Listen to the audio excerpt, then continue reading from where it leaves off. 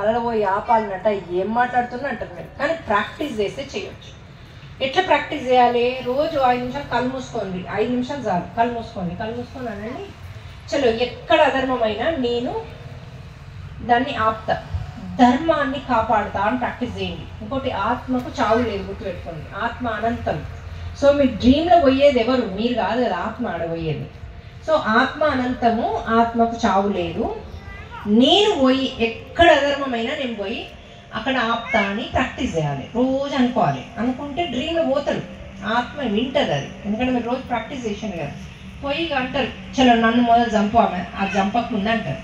ఎప్పుడైతే మీరు అది చేస్తారో అక్కడనే మీ కర్మ పోతుంది. ఎందుకంటే మీరు దాన్ని ఆపేసిండు, మీరు దాన్ని రివర్స్ చేసిండు. ఏది అప్పటి ప్రాబ్లంని మీరు ఇప్పుడు ఆపేసి రివర్స్ చేసిండు. అంటే మీలో చైతన్యం ఏమైంది?